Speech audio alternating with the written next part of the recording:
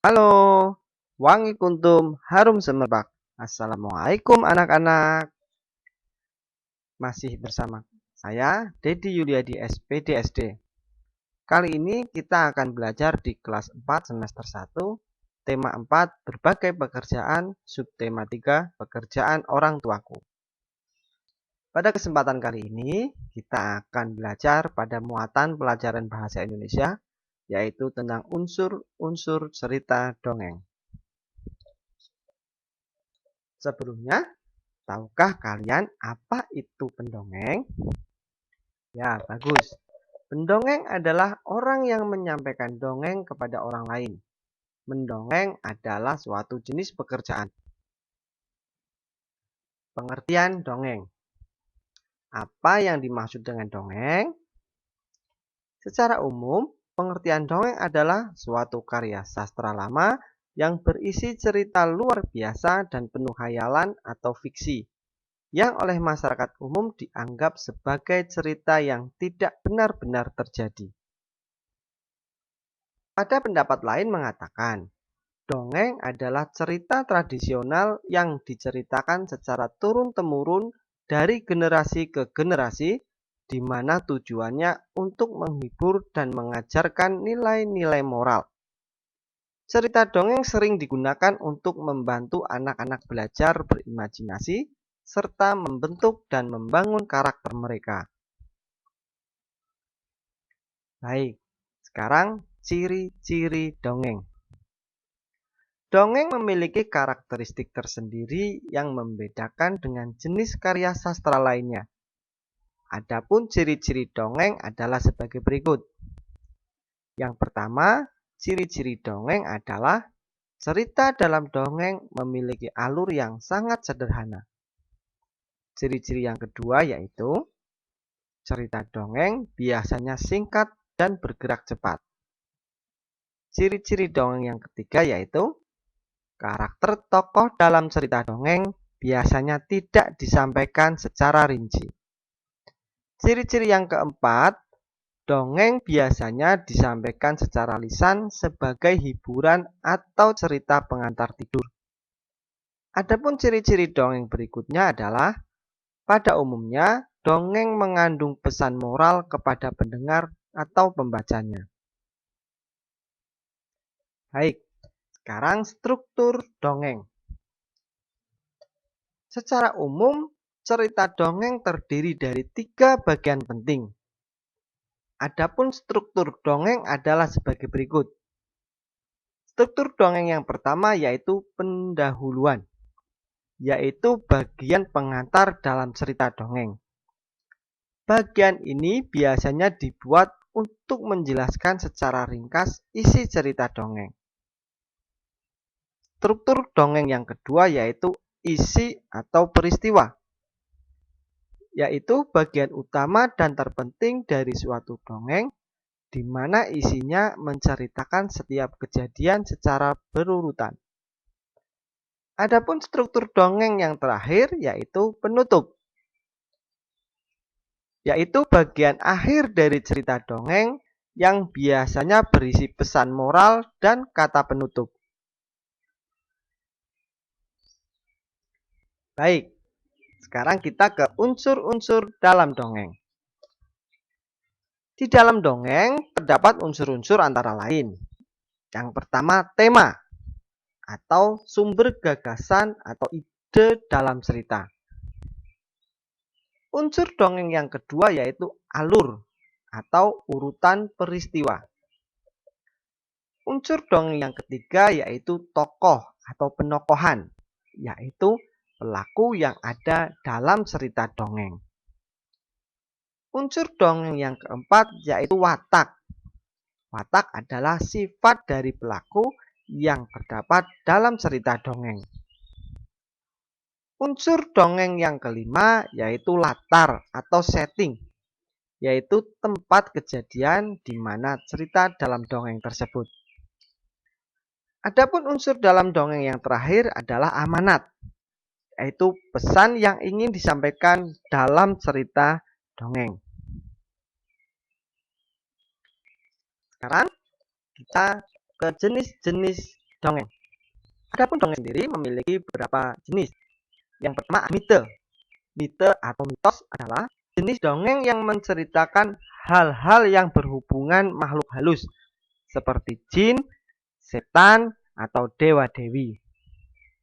Beberapa contoh mitos antara lain cerita dongeng tentang Nyi Roro Kidul, dongeng tentang Jok Tarub, dan lain sebagainya. Jenis dongeng yang kedua yaitu sage, yaitu jenis dongeng yang ceritanya mengisahkan sejarah tokoh tertentu yang memiliki keberanian, kepahlawanan, kesaktian, kebaikan. Contoh dari jenis cerita dongeng sage adalah Calon Arang, Ciung Wanara, Air Langga, dan lain-lain. Jenis dongeng berikutnya yaitu fabel, yaitu jenis dongeng yang menceritakan mengenai kehidupan hewan, di mana hewan-hewan tersebut dapat berperilaku seperti manusia. Contoh dari dongeng fabel yaitu kelinci dan buaya, semut dan belalang, dan cerita yang lain. Adapun cerita fabel biasanya banyak disukai oleh anak-anak. Jenis dongeng yang berikutnya yaitu legenda, yaitu jenis dongeng yang dipercaya oleh beberapa penduduk setempat benar-benar terjadi, tetapi tidak dianggap suci atau sakral. Contoh legenda, ada dongeng tentang Lutung Kasarung, cerita tentang Danau Toba, cerita tentang Batu Menangis, dan lain-lain. Adapun jenis cerita dongeng yang terakhir ada parabel, yaitu jenis dongeng yang ceritanya mengandung nilai-nilai pendidikan, baik pendidikan moral, pendidikan agama, atau pendidikan lainnya yang disampaikan secara tersirat. Contoh dari jenis cerita dongeng parabel yaitu dongeng tentang Malin Kundang. Baik, sekarang kita akan belajar menilai cerita dalam dongeng. Di sini terdapat contoh dongeng tentang tupai dan ikan gabus. Ayo kita simak. Tupai dan ikan gabus. Dahulu kala, kehidupan sepasang sahabat di daerah Kalimantan Barat. Mereka adalah seekor tupai dan seekor ikan gabus. Setiap hari mereka melakukan kegiatan bersama, mencari makan, bermain, bahkan mengunjungi tempat-tempat baru selalu dilakukan bersama. Suatu hari, tupai tidak melihat ikan gabus, sahabatnya. Ia mencarinya ke tempat biasa gabus tinggal. Saat bertemu, tupai sangat kaget. Gabus terlihat lesu. Ternyata ia sedang sakit. Tupai sangat sedih. Ia menawarkan makanan untuk sahabatnya. Namun gabus tidak berselera makan. Gabus hanya menginginkan satu jenis makanan yang diyakininya dapat menyembuhkan penyakitnya. Tupai berjanji akan mencarikannya untuk sahabatnya. Setelah gabus menyampaikan obat penawar penyakitnya, tupai sangat kaget. Ia harus mencari hati ikan hiu. Ikan hiu itu sangat ganas. Tidak terpikir olehnya. Ia bisa mendapatkannya. Namun tupai bertekad untuk mendapatkannya. Ia ingin sahabatnya sembuh. Tupai kemudian melompat dari satu pohon kelapa ke pohon kelapa lainnya yang dekat dengan tepi pantai. Saat menemukannya, ia melubangi satu kelapa dan membiarkan airnya habis. Kemudian sang tupai masuk ke dalam kelapa. Angin kencang membuat kelapa jatuh ke pantai dan ikan hiu memakannya. Di dalam perut ikan, tupai kemudian keluar dari kelapa dan menggigit hati ikan hiu. Ikan tersebut mencoba bertahan sampai kehabisan tenaga. Ombak besar membawa ikan hiu ke tepi pantai. Saat itulah tupai keluar dari mulut ikan hiu dan membawa hati ikan kepada sahabatnya. Sampai di tempat ikan gabus, tupai kemudian memberikan hati ikan hiu untuk dimakannya.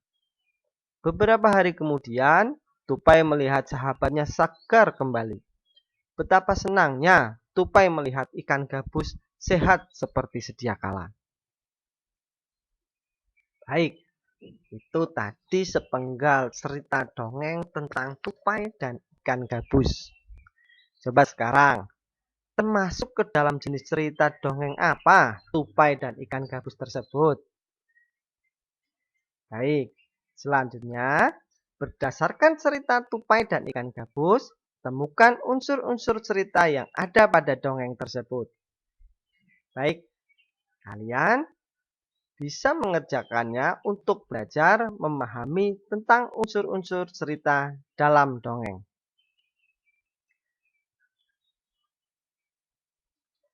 Baik, untuk pembelajaran kali ini, Pak Dedi cukupkan sekian. Kita akan melanjutkan pada pertemuan berikutnya pada pembelajaran yang berbeda. Sebelumnya, terima kasih.